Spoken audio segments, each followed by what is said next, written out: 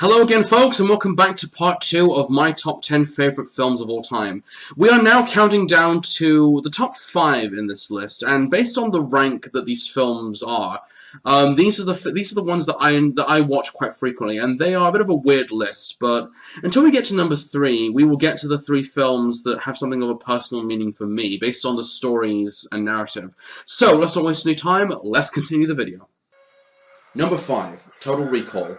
This film I enjoyed largely for the practical effects. Seeing them in all their glory and how they work really shows that they don't use special effects like this anymore in film.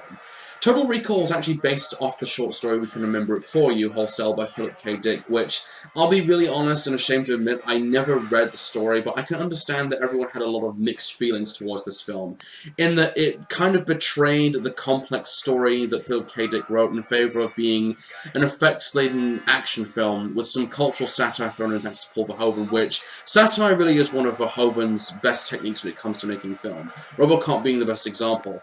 But I've watched this film so many times to know that because of the special effects, which hold up very well to this day, are one of the main reasons why I still like watching this film. And not just that, because it's a really great action film altogether. Another reason, apart from the excellent practical effects in this film, is how unintentionally funny this film turned out to be. Mostly on Arnold Schwarzenegger's performance as Douglas Quaid. Scenes like where he goes to recall and opts a trip to Mars and also imagining that he's a spy, and violently reacting and saying, "You blew my cover!" Afterwards, you can't help but laughing at scenes like that. And I don't know if it's Arnold Schwarzenegger's fault as an actor, because he can be a bad actor at times, but it's scenes like that that are enjoyable to watch because that's why this film was so memorable, mostly because of scenes like that. Not to mention the score by Jerry Goldsmith as well really helped carry this film's story to its conclusion.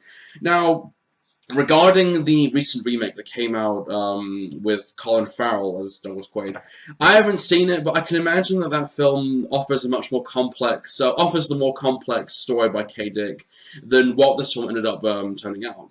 But I've also heard as well that that film, the remake, has got a lot of bad opinions regarding it, so it's a bit of a mixed blessing for some people, so like it or not, oh well. Number 4, I Sell the Dead. This is a horror film that really does not get enough love and attention. Apart from the fact that the plot of this film has something original to offer, in that it's something of a biography reflecting on a grave robber played by Dominic Monaghan, as he tells the story of his life of crime and how he got to where he is now. And as he's telling the story to an unknown priest played by Ron Perlman, it's something amusing to look at. And other than that, though, the acting isn't really all that bad. The characters and the story, while not too in-depth, are just interesting to follow and see where they might lead and how the story unfolds over the course of the film.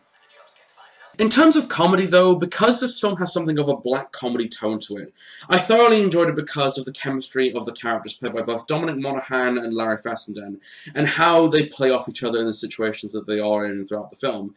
So, for being Glenn McQuaid's first movie, he managed to work in an interesting concept, with some humor involved, and some interesting effects, mostly being practical, with only a small amount of CGI at the very end of the film, and some well-made sets to accompany this film's tone.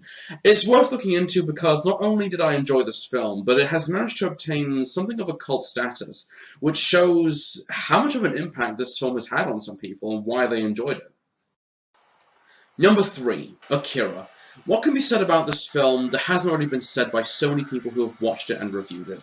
Akira as a film really did help expand anime not just to a Western audience, but made anime something more mainstream, for better and worse reasons. Not just that though, the story of Akira and the symbolism that is used throughout the course of this film, and rather than just seeing this film as being nothing more than a post-apocalyptic cyberpunk film in the sci-fi genre, it really did give the idea of being in control of a large, unstoppable, and terrible power, which over time could backfire and lead to terrible consequences. There are so many things in this film that are worth analysing just to see that this film is so much more than it is. The characters and how they evolve over the course of the film, and the fall of certain political powers leave a huge impression on this film, and how this film really was a product of its time. One other thing I remember is, back around the early 2000s, when I was getting introduced to anime for more mature audiences, I remember not liking or getting what this film was trying to convey because I was 12 at the time, and when you're young you take things automatically for granted, but having had to watch it multiple times and seeing how much of an impression this film left back then, and seeing it years later as well, I can see how important this film was, especially the themes it managed to address. I won't cover too much about this film until the day I do a proper review on it. But if you haven't seen this film, and even if you're a fan of anime or not, it's worth checking out, largely because of its symbolic plot and how incredible and well detailed the animation is. Number 2, Conan the Barbarian. I'll be honest, I have something of a love and hate relationship with this film. I love it because it's an excellent dark fantasy with a brutal and powerful story about survival and revenge, and part of me hates it because, as great as this film is, it's not Conan, in that it doesn't stay true to the source material by Robert E. Howard and instead follows its own story, as well as incorporate a few elements from other different movies, which shows this film's audience is somewhat divided. Looking back on it though, this film managed to borrow several different elements from Conan, such as the Tree of Woe, various locations of Hyboria which I'll reference throughout the film, as well as use Frank Frazilla's paintings as something of an inspiration to use for the film. So, although it's not 100% loyal Conan to Howard's work, it does its job with keeping close to those references, which made this film quite memorable.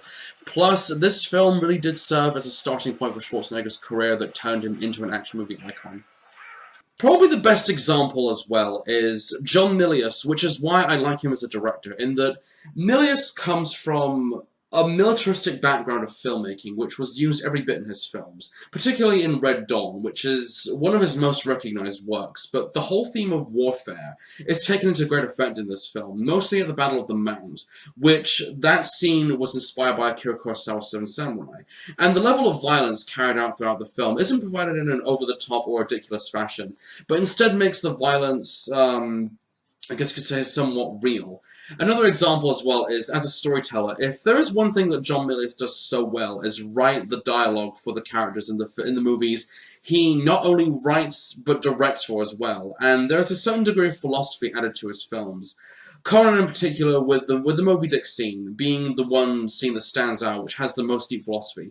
So Conan as a movie stands so well in telling something of a story, with a thought-provoking meaning behind it, if you look past the level of violence that is used. So in a lot of ways, this film has its fair share of people who like and dislike it. Mostly people who are fans of Howard's novels, but this film does have a lot to offer, other than just seeing it as a simple fantasy film, which is why, after all these years, this film remains so iconic.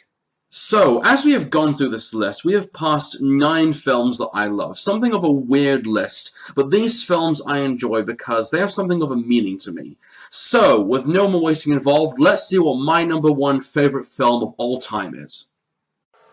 And number 1, Black Rain. Probably one of Ridley Scott's most underrated and overlooked films, and one that I enjoy more than any film that he's made over the last few decades. As a director, though, it's clear that he has his flaws, but Black Rain stands out for being an interesting and solid action thriller with a tough but somewhat reckless anti-hero of a character, Nick Conklin, played by Michael Douglas. The cinematography of Osaka, Japan is well shot, and at night, it really sets the atmospheric tone and the mood and provides the thriller element nicely. But what I like about this film mostly is because the character of Nick Conklin goes up against so much to take down Sato, played by the late Yusaku Matsuda, and have nothing on him except his own instinct and his own rules to play the game that the Yakuza have drawn him into, makes his character something of a compelling protagonist. And while I look into this even further, Michael Douglas has always had this anti-hero quality to him in the roles that he's been in. Particularly in films like Falling Down and Wall Street, even though in Wall Street the character of Gordon Gekko was basically a villain. But Douglas has a knack for playing those sorts of characters, and in this, based on the background of the character Nick Conklin, it works, because we find out the character has been through a divorce, he has some financial difficulties, and he's been investigated multiple times by the Internal Affairs Department for corruption in the police department. But after all these things have happened to him, and around the film's conclusion, he still manages to try and do the right thing, even though so much is going against him. Another example as well why I like this film so much is that this film has something of a cyberpunk element to it. It's weird saying that, because this film in no way is a science fiction, but it's just the atmospheric shots of Osaka, and mostly at night add a little bit of that sci-fi feel without it being a science fiction film. I think it was mostly because when Ridley Scott made Blade Runner, he took some of the elements from that and incorporated it in this. As well as that, though, this film manages to deal with some really good noir film shots throughout this film, so incredibly well. And the score by Hans Zimmer as well manages to set the right tone for this film. And as you can probably already guess from the and you could probably already guess that this film was my favorite because you've probably noticed it as well. Is that hang on, I'll show you. I have the poster in my room, so that really just goes to show how much this film really means to me. I really do love this film a lot. This film really does stand out and stands above the films that I've listed in this top 10 video. So, there you go. That brings the two-part My Top 10 Favorite Movies video to its conclusion. And normally I don't like talking about myself all that much, because normally when people ask me these sorts of things, it's difficult to really give them the proper answer. For films, it's a different story. And like I said, the films that you watch that make you who you are, especially your favorite films, they define you and give you some meaning. And these films that I've covered in this two-parter are the ones that I enjoy mostly. So with that being said, I'll probably at some point in the near future do another top 10 video, but not too soon, because the whole time it takes to do this video takes a little bit out of me. But other than that, though, it's been a lot of fun making this video. So until then, I'll probably have a review up at some point. So anyway, this has been the My Top 10 Favorite Movies two-part video, and I'm Skullbone Monfro. Thanks for watching, everybody. See you all soon. Take care.